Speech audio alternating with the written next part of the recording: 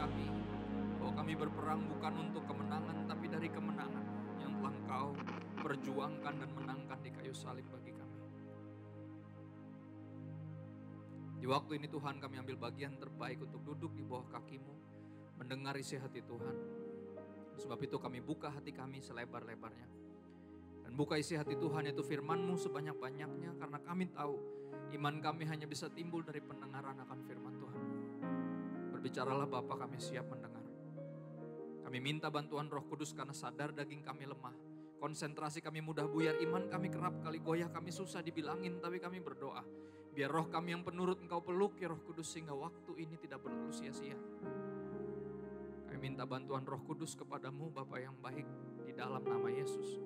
Semua siap mendengar firman Tuhan dan diyakinkan bahwa Dia di pihak kita, Dia selalu beserta dengan kita. Dalam nama Yesus semuanya berkata, amin. Shalom semua, silakan duduk. Terima kasih. Sebuah kehormatan bisa ada di sini lagi melayani dan beribadah bersama. Dan selamat tahun baru. Ya, bahkan masih bisa juga disebut selamat Natal dan juga ya yang merayakan Gong Si Facai. Dan dapat satu tema favorit yang ternyata masih jadi tema. Ini tema umumnya Natal biasanya dipakai nih, Immanuel, Tuhan beserta dengan kita. Tapi ini kebenaran yang harus terus kita ingat, karena Tuhan gak pernah meninggalkan kita. Ya, ada satu ayat yang benar-benar selalu jadi sebuah penghiburan bagi siapapun yang ngerasa ditinggalin oleh semua orang di dalam hidupnya. Ya, ada ayat yang bilang kayak gini, bahkan ketika ayah dan ibumu meninggalkan engkau, aku tidak pernah meninggalkan engkau, kata Tuhan. Salah satu ayat yang paling powerful yang saya selalu pakai untuk orang yang ngerasa sendirian di tengah dunia ini. Saya bilang kita gak pernah benar-benar sendiri. Yang pernah benar-benar sendiri cuma Yesus di atas kayu salib. Jadi ketika Dia tinggalkan sorga untuk Anda dan saya, untuk umat manusia, dan manusia berteriak salibkan Dia. Dan di atas kayu salib Yesus nengok ke sorga dan Bapa memalingkan wajah. Bisa dibilang cuma Dia yang pernah ngerasain sendiri. Supaya Anda dan saya tidak perlu sendiri. Dan dari kebenaran ini kita akan belajar tentang Immanuel, ini tema besar bahwa Tuhan beserta dengan kita. Saya beri judul hari ini, Tuhan sertaku atau Dia di pihak kita. Ya, saya akan bahas dari sudut itu. Dia di pihak kita, Tuhan serta kita, artinya Tuhan di pihak kita. Yesaya 41 ayat 9 sampai 10, kita mulai dari ayat temanya tentunya. Satu ayat yang kayaknya dari ayat ini aja banyak lagu yang diciptain ya. Yesaya 41 ayat 9 sampai 10. Dikatakan seperti ini, engkau yang telah ku ambil dari ujung-ujung bumi dan yang telah ku panggil dari penjuru-penjurunya. Tuhan yang ngomong nih. Aku berkata kepadamu, engkau hambaku. Aku telah memilih engkau dan tidak menolak engkau. Janganlah takut sebab aku menyertai engkau, Immanuel. Janganlah bimbang, jangan bingung, jangan ragu sebab aku ini Allahmu. Ya, aku yang pilih kamu, aku yang mengambil engkau dari ujung-ujung bumi dan memanggilmu dari segala penjurunya. Ya, aku yang menyertai engkau, jangan ragu, jangan bimbang. Aku akan meneguhkan, bahkan akan menolong engkau. Aku akan memegang engkau dengan tangan kananku yang membawa kemenangan. Jadi mulai dari sebuah pengingat bahwa kemenangan yang kita miliki sekarang adalah kemenangan yang kita terima, bukan kemenangan yang kita capai. Ini sesuatu yang disebut dengan hadiah. Hadiah itu gak bisa dicapai, cuma bisa diterima. Ya, saya pakai contoh yang sederhana mungkin. Kalau Anda pernah main sesuatu yang sifatnya berhadiah gitu ya. Kadang paling sebel bawa anak saya kalau ke tempat-tempat permainan seperti itu. Ada kaleng disusun, terus mesti dilempar pakai bola gitu ya. Kalau jatuh semua baru dapat boneka yang gede. Kadang kan gak jatuh-jatuh ya, akhirnya uang saya yang habis kan gitu. Ulang lagi bolanya gak jatuh-jatuh. Akhirnya saya bilang, ini bisa dibeli aja gak sih mainannya gitu. Si bonekanya, anak saya pengen boneka yang itu, yang gede. Dan mereka selalu bilang gak bisa, ini hadiah kalau menangin itu kalau jatuh semua. Gitu. Saya bilang saya bayar ini berapa deh gitu. Karena anak saya pengen ini boneka. Gak bisa Pak. Itu tuh hadiah dari kalau jatuhin ini si kaleng-kaleng ini. Ya kadang saya sampai suka bandel juga, saya tanya ini beli di mana sih, maksudnya ada nggak sih dijual di mana gitu, kasih tahu saya kek gitu, biar anak saya nggak ngerengek terus. Itu dia sesuatu yang artinya apa, yang cuma bisa diberikan dan nggak bisa kita capai. Kemenangan kita itu dari Tuhan. kita nggak bisa mencapai kemenangan kita. Ini kemenangan yang diberikan oleh Tuhan. Kemenangan yang dari Tuhan. Ya, tangan kananku kata Tuhan yang membawa kemenangan. Kita mulai dari situ dulu. Ini kemenangan yang dari Tuhan. Ya, Immanuel berbicara Tuhan serta kita. Oleh sebab itu kemenangannya jadi kemenangan kita, saudara.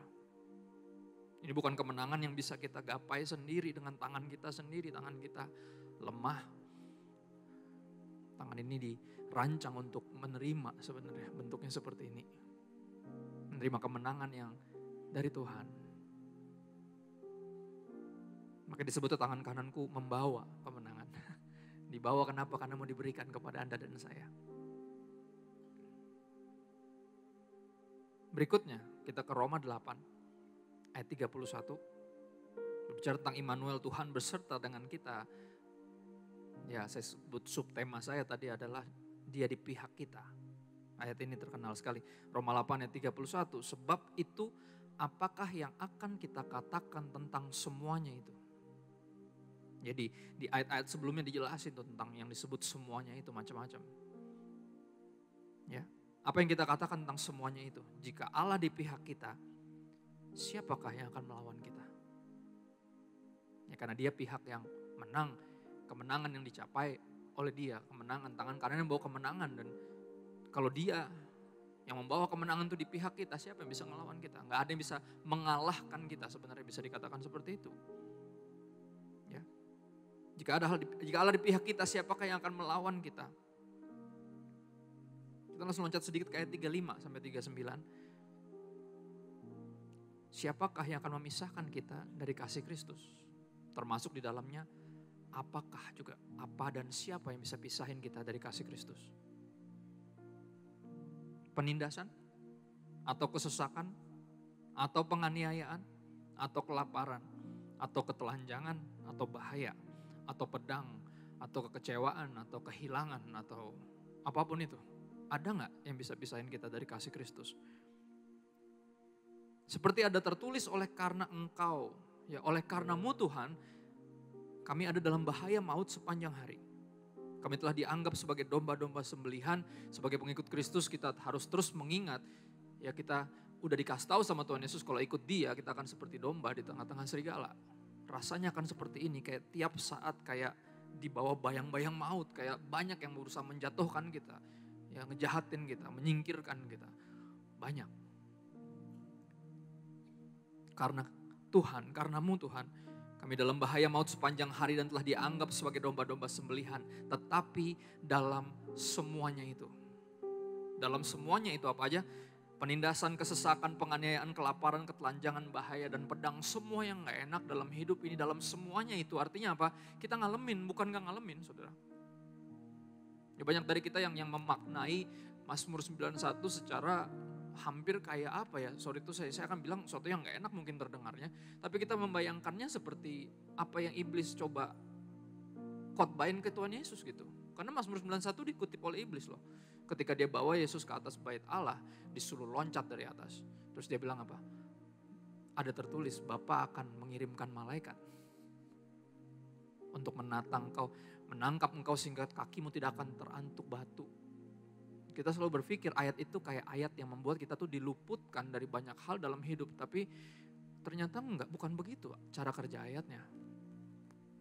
Makanya apa sepanjang pandemi kita juga ngalamin kok. Ya, kena juga COVID. Ya bahkan ada yang meninggal, sahabat saya juga pulang mah pulang aja. Kena mah kena aja, bangkrut mah bangkrut aja.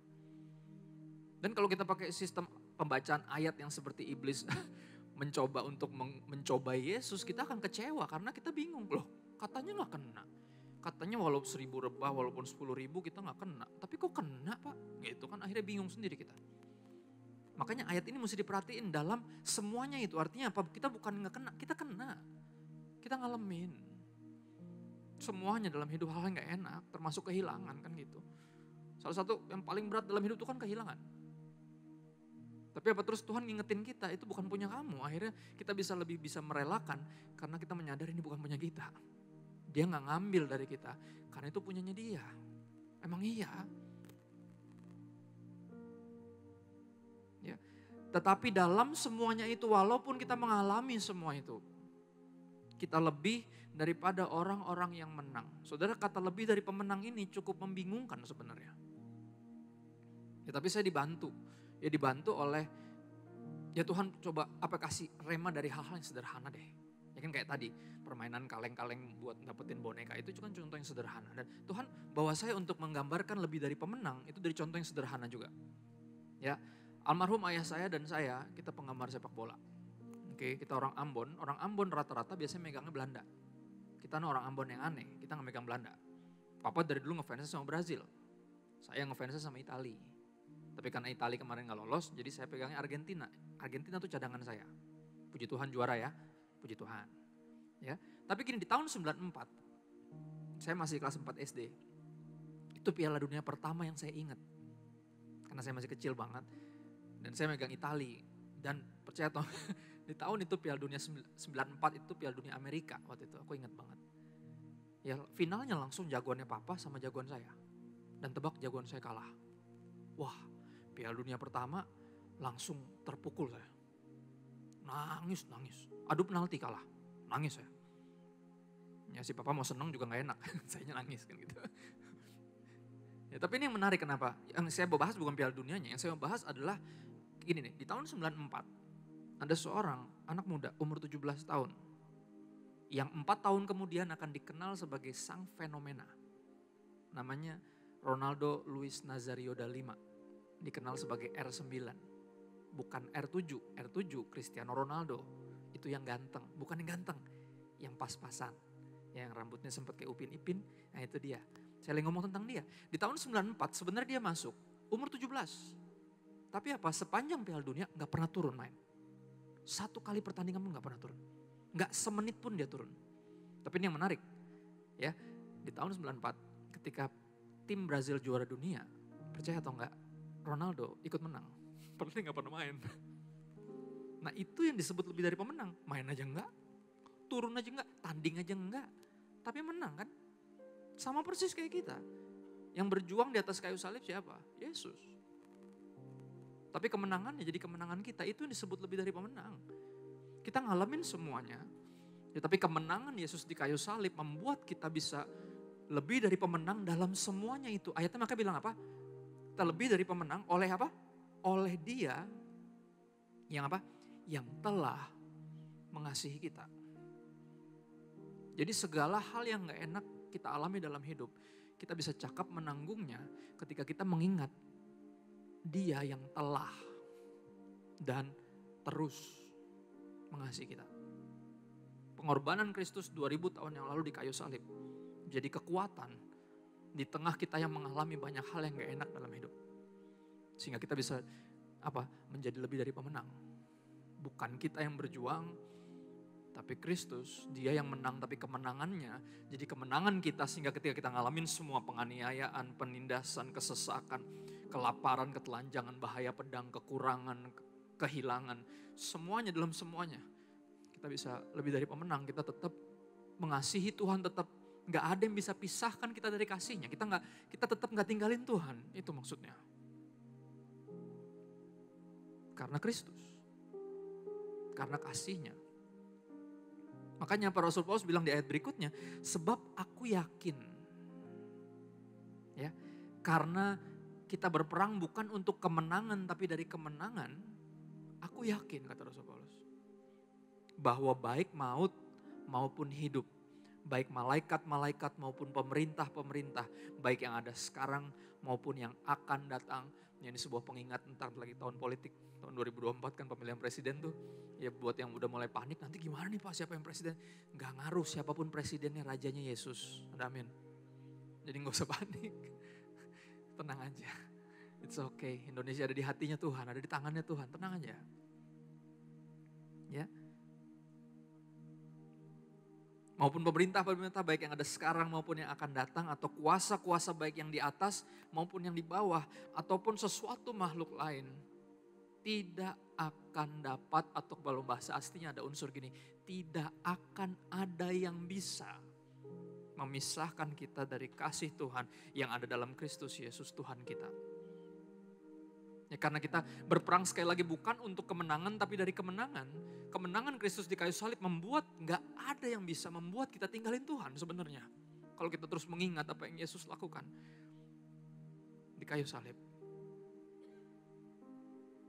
Ya, makanya saya suka bingung, ada orang yang bisa tinggalin Yesus. Saya cuma bisa berani bilang dia gak pernah benar-benar menyadari siapa yang dia tinggalin. Gimana cara kita bisa ninggalin dia yang gak pernah ninggalin kita? Cuma biasanya orang ninggalin Yesus karena berpikir Tuhan tinggalin dia. Itu yang dia rasa. Tapi kan perasaan gak boleh jadi patokan. Kenyataannya dia gak pernah tinggalin kita. Semua datang dan pergi dalam hidup ini. Cuman Yesus yang datang dan tinggal. Ya, kalau Anda ingat lagu itu. Ini sebagai anak yang bertumbuh besar di keluarga pendeta. Di sekolah Kristen kan paling sebel adalah pas udah liburan, bisa-bisanya ada sekolah Injil liburan. Kan ngajak berantem, bener gak? Pengennya kan libur, udah libur kenapa masih ada beginian kan? 1 hari doang sih. Cuman gitu, tapi tiap kali libur ada aja. Tapi ini saya syukuri kenapa, karena di situ saya temukan lagu ini. Lagu yang terus jadi rema sampai hari ini. Buat saya ketika dalam perjalanan hidup saya ngalamin apa artinya ada yang meninggalkan saya. Ya antara dipanggil Tuhan atau emang pergi ninggalin saya gitu aja kan gitu. Ya lagunya bilang gini. Into my heart come in. To my heart, Lord Jesus. Come in today, come in to stay. Come into my heart, Lord Jesus. Mari masuk. Saudara pernah dengar lagunya?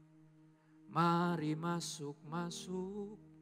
Hatiku ya Yesus, datang sekarang, datang tinggal dalam hatiku ya Yesus.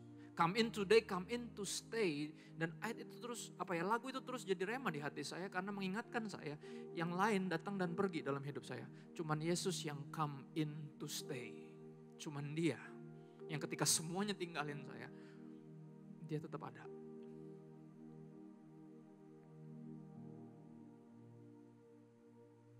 Ya. Gak ada yang bisa memisahkan kita dari kasih Allah yang ada dalam Kristus Yesus Tuhan kita.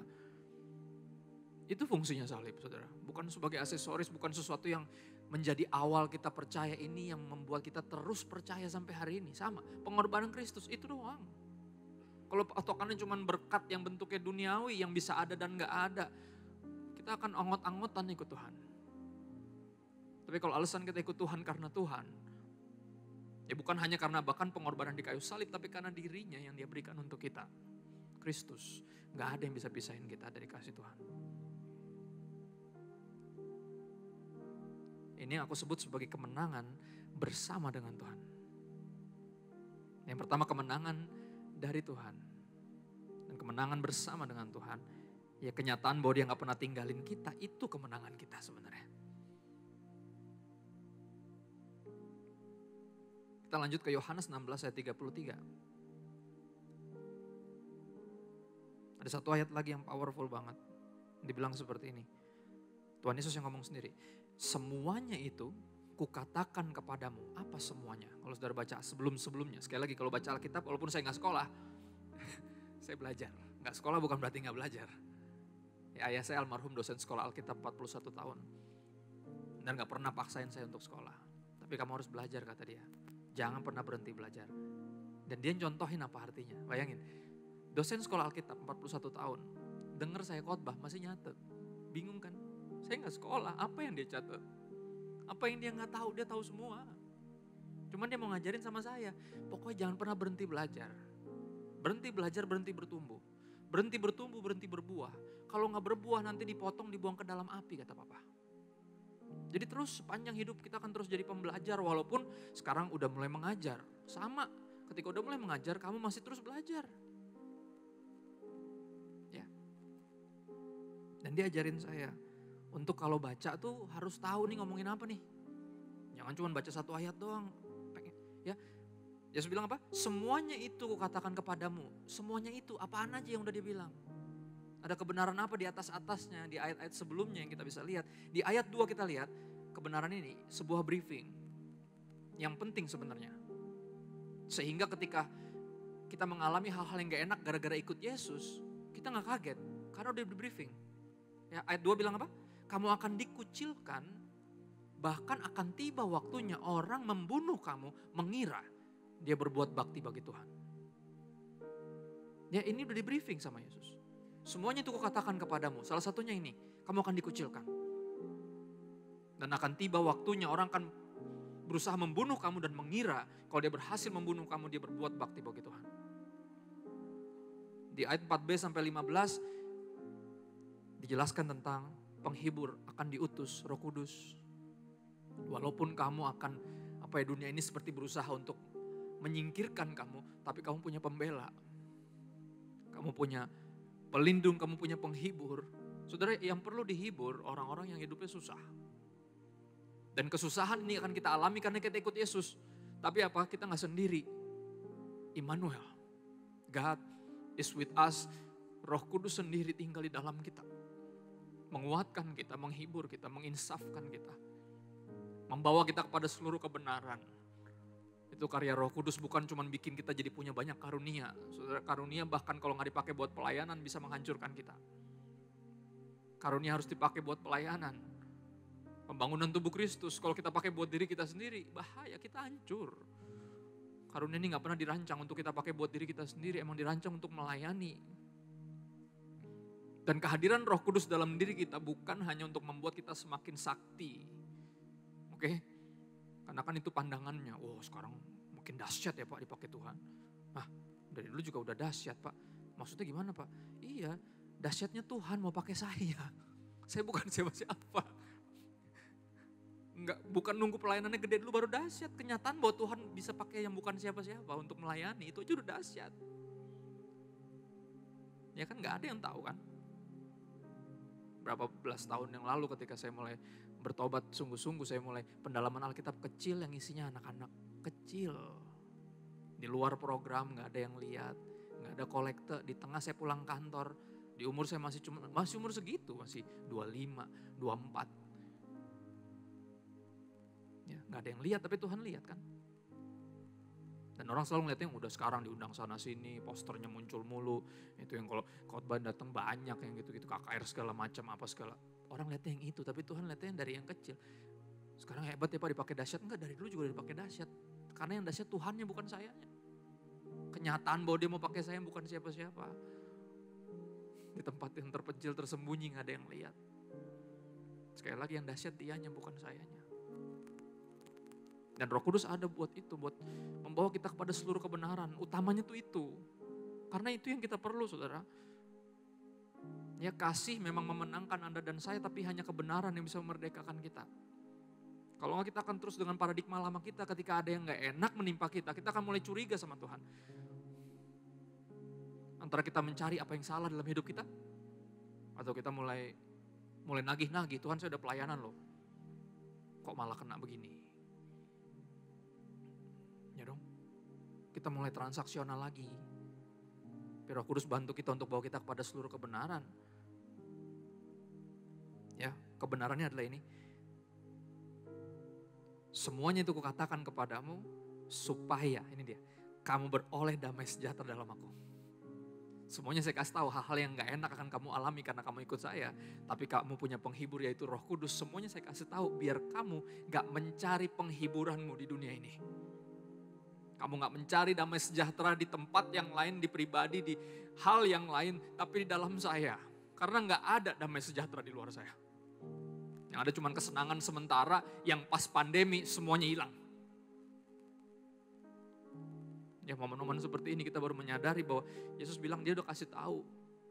Ya kamu akan gak enak hidupnya sebenarnya gara-gara ikut saya.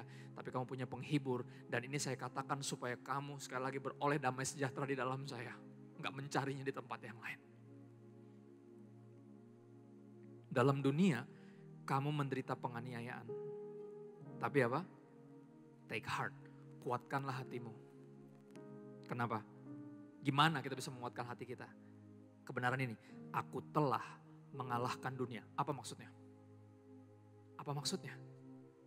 Ini yang Rasul Paulus bilang. Yang dulu kuanggap sebagai keuntungan. Sekarang kuanggap rugi. Karena siapa? Karena pengenalan akan Kristus yang mulia melebihi semuanya itu. Artinya apa? Dunia ini memang menggiurkan dulu. Sekarang pun sebenarnya kalau ikutin daging kita masih bisa tergoda. Tapi jujur, sekarang udah gak gitu buat kita. Karena Roh Kudus bantu kita. Dalam segala perkara yang kita alami dalam hidup, Tuhan tolong kita, Tuhan cukupkan, Tuhan sediakan, Tuhan angkat, Tuhan pulihkan, Tuhan sembuhkan. Dunia ini dengan semua hingar-bingarnya, dengan semua kerlap-kerlip gemerlapnya, jadi gak ada apa-apanya. Soalnya kalau digambarin di sini jadi kalah sama Yesus. Aku telah mengalahkan dunia. Gimana cara dia mengalahkan dunia? Gimana cara dia membuat kita yakin bahwa dia lebih berharga, lebih mulia daripada semua yang kita anggap untung dulu? Kristus mati di kayu salib. Gak ada yang kayak dia. There is none like you. No one else can touch my heart like you do. I can search for all eternity long and find tiada seperti kau. Gak ada. Pengorbanan di kayu salib menunjukkan cinta yang dunia gak kenal. Dan itu yang bikin semua kemuliaan dunia jadi gak ada apa-apanya. Jadi hambar. Berapa dari kita masih berusaha merasakan seluruh dunia. Tapi gini, ada orang yang udah pernah merasakan semuanya. Yang nulis kitab pengkhotbah dan dia bilang apa? Dia mulai dengan apa? Kesia-siaan, di atas kesia-siaan, segala sesuatu sia-sia. Dia udah pernah ngerasain semua. Nah, di safe to say, dia bisa berani bilang gak ada yang sebanding dengan Tuhan, gak ada. Itu yang disebut aku telah mengalahkan dunia. Dunia dengan semua gemerlapnya kalah dengan kasihku kepadamu. Kasih yang terus menerus mengasihi. Bahkan mau rela mati bagi musuh-musuhnya.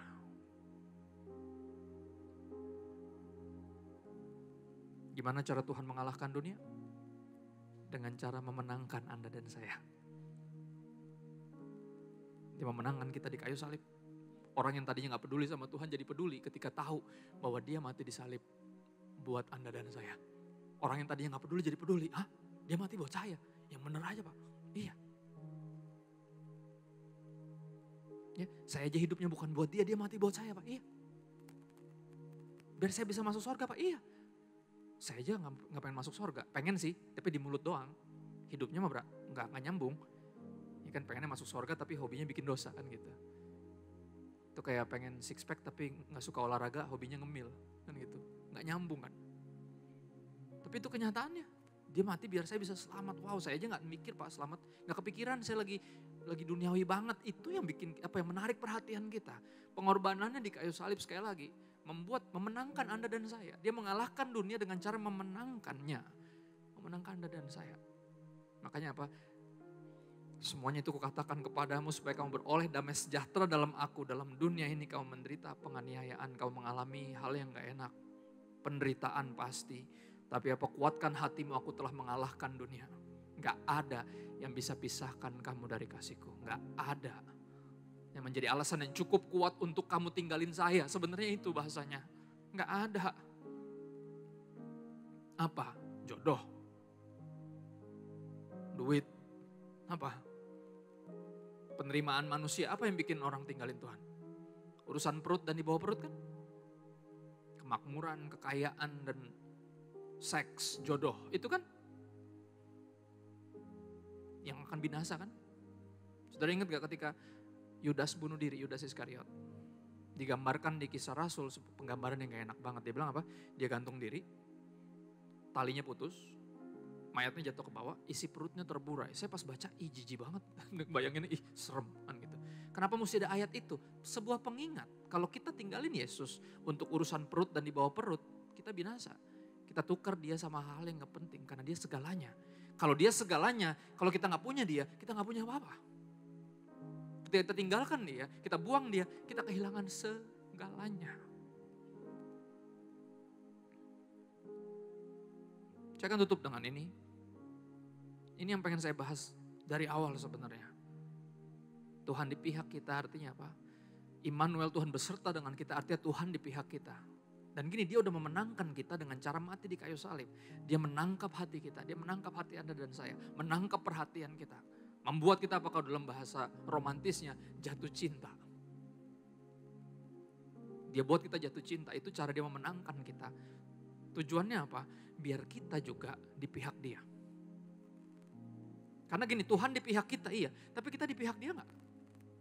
Karena sorry itu saya, ketika kita hidup dalam dosa, kita lagi ngajak ribut Tuhan, bahasa jalanan itu gitu. Kita lagi coba masuk di tim yang lawan untuk melawan Tuhan. Makanya ayat-ayat Alkitab dipenuhi dengan apa? Yesus memperdamaikan kita dengan Bapa. Dia yang tidak mengenal dosa dijadikan dosa karena kita, supaya kita dibenarkan oleh Allah, supaya kita didamaikan kembali sama Dia. 1 Yohanes 5 ayat 3 sampai 5 ini bagian yang terakhir. Setelah yang pertama kita belajar tentang kemenangan yang dari Tuhan. Apa yang Tuhan bilang di Yesaya 41 dan mengingat bahwa kemenangan kita karena kita bersama dengan Tuhan, jika Dia di pihak kita, siapa lawan kita? Dan yang berikutnya kita belajar bahwa Dia memenangkan kita. Dia mengalahkan dunia dengan cara memenangkan kita. Dia gak menganggap kita musuhnya. Dia menganggap kita kekasihnya yang mesti dimenangkan.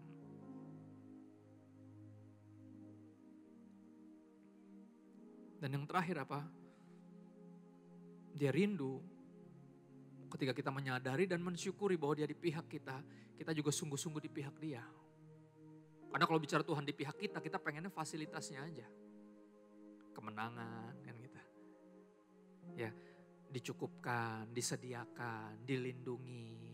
Pengennya gitu-gitu doang.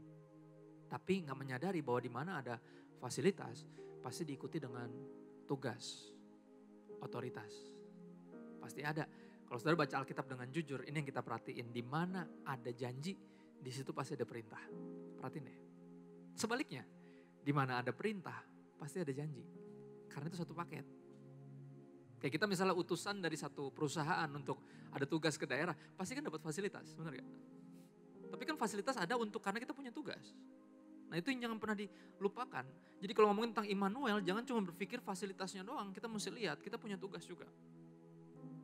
Kita punya bagian yang mesti kita ambil, walaupun kemenangan Dia yang berikan. Dia di pihak kita, tapi jujur kita di pihak Dia enggak? Ya kita udah bertobat belum dari dosa-dosa kita? Ataupun kalau udah bertobat kita rela enggak? Atau masih terpaksa? Karena Tuhan enggak pernah suka ketaatan yang terpaksa. Yang Dia rindukan tuh hubungan soalnya. Dan Dia juga gak pernah maksa, neraka gak pernah diciptain untuk nakut-nakutin kita. Sorga gak pernah diciptain untuk sebagai iming-iming, enggak. 1 Yohanes 5 ayat 3 sampai 5, kita akan habisin waktu kita di sini. Dikatakan seperti ini, sebab inilah kasih kepada Allah, yaitu bahwa kita menuruti perintah-perintahnya. Bahasa gampangnya gini, inilah bukti bahwa kita sayang sama Tuhan. Kita taat. Jadi kalau orang gak taat berarti gak sayang. Mungkin di mulutnya sayang, tapi sayang kan cuma bisa di mulut aja ya. Bisa banget ya. Cuman ngomong aja gitu, bilangnya doang sayang tapi hidupnya gak membuktikan bahwa kita sayang. Inilah kasih kepada Allah, yaitu bahwa kita menuruti perintah-perintahnya. Ayat berikutnya, perintah-perintahnya itu tidak berat. Ayatnya unik. Kenapa? Karena rasanya berat. Berapa dari kita anggap kekudusan itu masih berat, taat itu berat. Berat cuman buat siapa? Buat yang gak mengasihi Tuhan. Buat yang mengasihi Tuhan gak berat. Pikulah kuk yang kupasang karena bebannya ringan. Kuknya juga enak, nyaman. Karena yang paling berat udah dipikul sama Yesus di kayu salib. Sekali lagi kita berperang dari kemenangan yang dicapai Kristus di kayu salib, bukan untuk kemenangan, bukan. Ya, berat hanya bagi yang tidak mengasihi Tuhan. Saudara, benar atau benar? Ada yang pernah jatuh cinta di sini? Boleh angkat tangan? Pernah? Jangan malu, aku jatuh cinta tuh wajar, angkat tangan lo. Enggak duniawi, ada? Boleh. Benar gak? Buat yang lagi jatuh cinta, apa yang berat? Gak ada, bener? Ya kan cenderung 11-12 kita sama orang nekat, bener gak? Cinta itu bikin gak ada yang berat. Ya kan? Makanya ada istilah-istilah antara gombal atau emang senekat itu. Laut kan ku seberangi. Gunung kan ku daki. Ngeri banget. Kenapa? Lu mau bulan. Kalau bisa gue bawa bulan ke pangkuan lu, gue petik tuh bulan gue bawa ke pangkuan lu. Apa yang terlalu berat buat yang lagi jatuh cinta? Gak ada. Nah makanya ayatnya bilang gitu. Perintah-perintahnya tidak berat bagi siapa? Bagi yang mengasihi Tuhan. Kalau gak jatuh cinta ya berat. Makanya apa? Dia memenangkan kita dengan cara bikin kita jatuh cinta sama dia. Sehingga bukan hanya dia di pihak kita, tapi kita dengan rela ada di pihak dia. Kita menuruti perintah-perintahnya. Perintah-perintahnya gak lagi berat. Gak lagi berat. Ya, saya bersyukur bisa jadi bagian dari keluarga yang orang-orangnya melayani itu benar-benar gile banget. Saya bilang gila, ini energinya kuat-kuat banget nih orang-orang. Saya lihat nih pasti pada capek. Enggak loh. Baru mendarat dari Israel tiba-tiba udah tur Jawa Timur, kan gile. Ya, tadi yang bawa saya dari hotel bilang ini baru balik nih Pak dari sini berapa kota. Bukannya baru balik dari Israel. Iya, langsung. Wih, dahsyat. Capek? Enggak kelihatan. Kenapa? Jatuh cinta. Jatuh cinta. Ya, itu yang kadang baru kita rasain benar. Ditinggal satu tokoh karismatis tentunya gak mudah. Ya, dan kita baru menyadari beratnya pelayanan beliau ketika kita seperti harus melanjutkan mau gak mau. Dan kita ngeliat bahwa gila ini berat banget. Tapi ternyata enggak. Kenapa? He was in love. Dan dia pengen kita juga ngerasain itu. Sehingga gak ada lagi yang mengeluh, gak ada yang terpaksa, gak ada yang pelayanan karena gak enak, gak ada. Gak ada yang datang ke sini karena gak enak, gak ada. Datang ke sini karena sayang sama Tuhan. Perintah-perintahnya gak berat bagi yang mengasihi dia. Sebab semua yang lahir dari Allah mengalahkan dunia. Dan inilah kemenangan yang mengalahkan dunia apa? Iman kita. Kepercayaan kita kepada Kristus. Itu yang membuat dunia dengan segala isinya tidak lagi semenggoda dulu. Kenapa? Karena hati ini udah jatuh cinta sama Tuhan.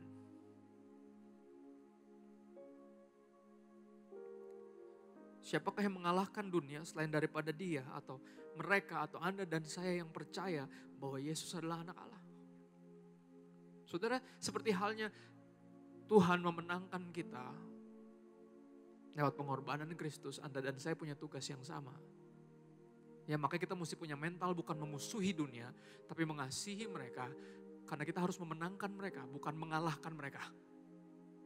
Kita mengalahkan dunia dengan cara memenangkan jiwa-jiwa. That's how we fight this war. Bukan untuk kemenangan, tapi dari kemenangan. Kita kasih tahu apa yang udah Yesus lakukan di kayu salib untukmu, bukan hanya untukku. Dan kita harap mereka juga jatuh cinta sama kayak kita. Sehingga apa? Mereka pindah tim dengan rela. Bukan hanya Tuhan di pihak kita, tapi kita juga di pihak Tuhan. Saudara-saudara, saya agak curhat. Gak ada yang lebih buat saya ada antara memuakkan dan memualkan. Bikin saya enek dan muak selain dengar hamba Tuhan jatuh. Tapi apa Tuhan ngasih tahu saya, kamu juga bisa jatuh. Tapi yang pertanyaan harus ditanyakan adalah kenapa bisa jatuh? Apa yang bikin seorang hamba Tuhan jatuh? Sederhana, kita hanya suka penyertaan Tuhan. Tapi gak pernah belajar untuk menghormati hadirat Tuhan.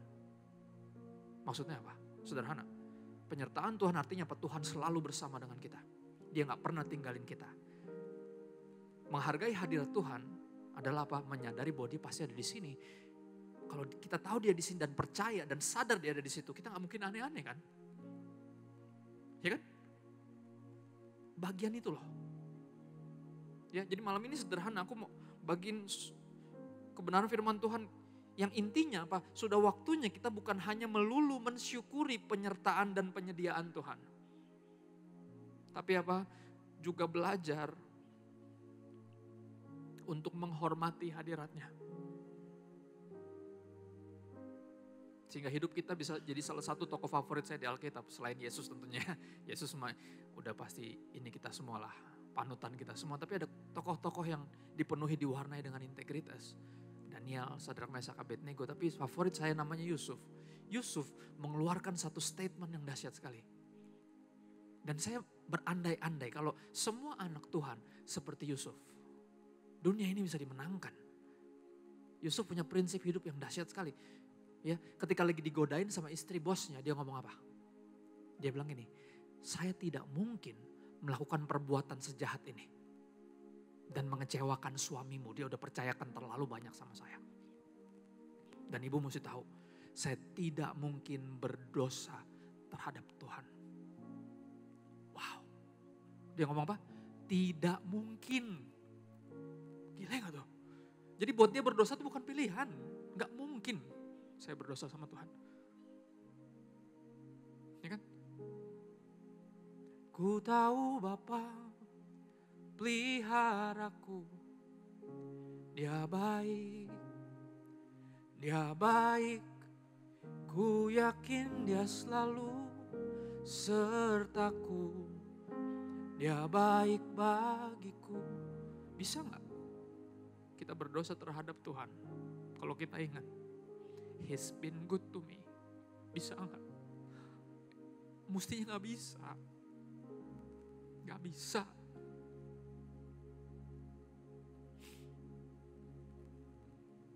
Ya, saya tumbuh besar di keluarga yang baik ayah saya almarhum atau kakek saya almarhum atau nenek saya almarhum, hamba Tuhan yang setia. Sederhana, pelayanannya gak bombastis, tapi setia sampai akhir. Nah kalau ngeliat yang bombastis habis itu jatuh, saya suka sebel sendiri. Tapi Tuhan ngingetin saya, siapa aja bisa jatuh sebenarnya. Makanya apa, hatinya mesti dijaga, mesti disadarkan bahwa penyertaan Tuhan, berbicara juga apa, kita harus menghargai hadiratnya. Itu artinya Tuhan selalu ada di situ. Itu yang bikin kita kerja bener kan. Yang bikin kita gak hitung-hitungan kan. Ketika melakukan hal yang kita lakukan, itu yang bikin kita jadi karyawan dan karyawati favorit kan. Karena orang-orangnya helpful. Gak hitung-hitungan, bantuin mah bantuin. Tetap kerja bener, bahkan ketika gajinya lagi dikurangin, kerjanya gak dikurangin. Kenapa? Karena kita menghargai hadirat Tuhan. Gak mungkin saya berdosa terhadap Tuhan. Ya, dan ini aspek lain dari Immanuel, dan saya berharap melengkapi kita dalam satu tema besar ini. Ya, bukan hanya Tuhan di pihak kita, tapi yakinkan dirimu dan pastikan dirimu kita juga di pihak Tuhan. Ya, hargai hadiratnya dengan integritas, kekudusan, sungguh-sungguh. Segenap hati tahu bahwa ketika manusia gak lihat, mungkin gak dihargain, mungkin diomongin, mungkin dinyinyirin, mungkin digosipin. Yang utama ini antara saya dengan Tuhan. Dan saya didapati, ya kan, seperti tokoh-tokoh gitu kan, tidak bercela di hadapan Tuhan. Kata-kata yang seperti itu. Karena itu yang paling penting. Manusia selalu melihat yang kelihatan, cenderung menghakimi, tapi Tuhan yang mengampuni dan mengasihi, dia ngelihat yang gak kelihatan. Dia memperhitungkan itu, hal-hal yang dianggap cuman sepele di mata dunia. Tapi KPI, Key Performance Indicatornya sorga nampaknya jauh berbeda. Ya, saya tutup dengan ini mungkin curhatan sedikit lagi. Almarhum ayah saya, seorang pengajar yang setia, sederhana. Ya, orang bilang, Pak, Bapak tuh mesti di kaliber Bapak nih, mesti udah nulis buku. Om tuh seniornya GBI, ayolah nulis buku lah Om. Bapak bilang, enggak, panggilan saya enggak nulis, saya ngajar aja, dia bilang, itu panggilan saya. Punya gereja di Magelang, harusnya terusin pengembalaan. Bisa, punya sendiri kok, punya orang tua sendiri kok. Tapi dia bilang panggilan saya tuh ngajar. Jadi 41 tahun tuh, dia gak pernah bikin gereja. Bahkan saya baru sadari belakangan, ternyata dia punya karunia, dipercayakan sama Tuhan untuk nyembuhin orang sakit. Ya, Bandung adalah salah satu kota yang dimana dia sempat pelayanan di sini 8 tahun, mengembalakan satu gereja yang cukup besar sampai hari ini. Sekarang anak rohaninya yang lanjutin jadi gembala. Kenapa Bandung sangat menyambut kami sebagai keluarga? Kenapa? Karena sepanjang Papa pelayanan ternyata ada berapa orang sakit yang udah divonis tinggal meninggal, tapi Papa doain terus sembuh. Jadi mereka ngerasa ngutang nyawa sama si Papa. Makanya setiap kali ke Bandung, 7 hari tuh bisa 4 tempat kita pindah. Karena yang ini pokoknya nginep rumah saya Pak, rebutan semuanya. Dan saya gak pernah tahu itu. Dan sebenarnya kalau bicara hal-hal yang bombastis, Papa sebenarnya bisa bikin pelayanan, mungkin pelayanan mujizat kali. KKR besar-besaran yang mungkin datang ribuan orang, kan banyak orang yang sakit. Dia bisa kembangin kan, ya kan? Tapi kan itu kembangin menurut kita. Dan Bapak ngajarin saya, almarhum ngajarin saya apa artinya. Tuhan menghargai itu faithfulness nomor 1. Karena fruitfulness flows from faithfulness. Keberbuahan mengalir dari kesetiaan. Seperti dia setia dan gak pernah tinggalin kita. Dia di pihak kita. Ini bagian kita untuk gak pernah tinggalin dia juga. Dan ada di pihak dia. Sekali lagi, fruitfulness flows from faithfulness. Seperti dia yang gak pernah tinggalin kita. Dan mestinya kita juga gak pernah tinggalin dia karena rugi. Kalau kita tinggalin dia yang gak pernah tinggalin kita, kita yang rugi. Ya mudah-mudahan ini sederhana saudara, saya berharap ini kepake. Ya di dalam mengingat bahwa dia di pihak kita, siapa lawan kita, yaitu fasilitasnya, tapi kita mesti menyadari ada peran kita. Kita hargai hadirat Tuhan. Dan bayangin sekali lagi, bayangin kalau banyak orang yang seperti ini. Seperti Yusuf, Indonesia bisa jauh lebih maju dari sekarang. Nyantar lagi pemilihan presiden walaupun gak bisa dipilih lagi. Saya mau menghanturkan apa ya, apresiasi saya buat saya akan bilang hamba-hamba Tuhan yang mungkin bukan Kristen. Tapi hatinya takut akan Tuhan. Orang-orang yang benar-benar melayani negeri ini. Dengan semua orang ngomong nyinyir segala macam. Dari yang ngiri sampai yang benar-benar emang gak tahu, overcritical kali. Saudara, jujur sebelum 2012, saya nganggap politik itu busuk. Jujur aja nih, paling males saya kalau udah kayak gitu. Di umur udah bisa milih, saya males. Saya bilang, siapa aja yang dipilih semuanya tikus. Makanya namanya politikus. Tikusnya huruf gede semua. Sampai tahun 2012. Ya sepasang ini mencalonkan diri jadi gubernur dan wakil. Namanya Jokowi sama Ahok. 2 orang ini mengubah cara pandang saya. Ternyata politiknya gak busuk, oknumnya aja. Tergantung orangnya. Ya ternyata kalau dijalanin dengan mental gak hidup buat diri sendiri. Dengan integritas ternyata akan berbeda. Dan ini cuma 2 orang. Yang menginspirasi banyak orang yang lain kan. Tiba-tiba yang tikus-tikus jadi gak enak kan. Bener gak? Ya dong, yang mobil-mobil mewah tiba-tiba pas presiden pakai mobil biasa aja jadi kagak enak kan. Jadi ganti mobil semua, bener gak? Lihat, ini baru 2. Kebayang gak? Anak Tuhan tuh banyak di Indonesia, banyak. Dan kalau semua punya mental seperti Yusuf, aku tidak mungkin berdosa terhadap Tuhan. Gak mungkin saya berdosa terhadap Tuhan. Kita akan jadi bangsa yang besar. Seperti yang Tuhan mau. Besar bukan KPI-nya dunia, tapi KPI-nya Tuhan. Dan aku berdoa sekali lagi, biar Anda didapati sebagai orang-orang yang itu. Yang bukan hanya mensyukuri penyertaan Tuhan, tapi juga menghargai hadirat Tuhan. Bukan hanya dia di pihak kita, tapi kita juga di pihak dia. Kita berdoa sebentar ya saudara. Bersyukur Tuhan buat hadirat-Mu, penyertaan-Mu yang gak pernah berakhir dalam hidup kami. Makasih buat pengorbanan-Mu yang menangkap hati kami. Yang memindahkan kami dari lawan menjadi kawan. Memindahkan kami dari gelap kepada terang-Mu yang mulia. Makasih buat kedahsyatan-Mu, tangan-Mu yang bawa kemenangan, yang entah gimana tangan-Mu memilih untuk menggandeng kami orang-orang biasa untuk melayani bersama dengan Tuhan. Dan mengalami kemenangan demi kemenangan bersama dengan Tuhan. Makasih Tuhan udah selamatkan kami. Makasih udah memenangkan kami, menangkap hati kami dan gak pernah lepasin lagi. Biar ya nyata seperti yang kami baca dalam firman-Mu, biar ini jadi kenyataan dalam hidup kami. Biar gak ada yang bisa pisahin kami dari kasih Kristus, gak ada. Gak ada di dunia ini yang bisa bikin kami jatuh cinta, karena kami udah terlalu jatuh cinta sama Tuhan. Roh Kudus bantu kami. Insafkan kami, sadarkan kami, kuatkan kami, hiburkan kami, mampukan kami untuk jadi pelaku firman bukan pendengar saja. Biar semua benih firman yang udah ditabur gak jatuh di sembarang tempat, tapi jatuh di tanah hati yang tepat sehingga bisa terus bertumbuh dan berbuah apapun musimnya. Minta bantuan Roh Kudus untuk jadi pelaku firman bukan hanya pendengar saja. Kami minta bantuan Roh Kudus kepadamu Bapa yang baik. Di dalam nama Yesus. Semua yang siap menjadi pelaku firman. Yang bukan hanya mensyukuri bahwa Tuhan selalu serta kita, tapi juga ambil keputusan malam ini untuk selalu di pihak Tuhan. Sehingga akan mengalami kemenangan demi kemenangan yang Tuhan anugerahkan. Yang dimulai dari kemenangan Kristus di kayu salib.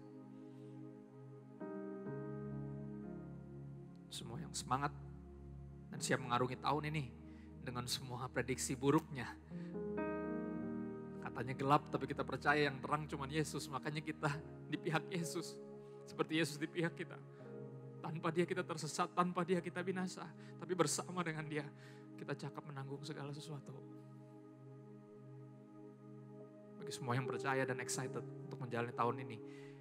Dengan berbagai kemenangan yang akan kita raih bersama dengan Tuhan. Dalam nama Yesus semuanya berkata. Amin. God bless. Thank you.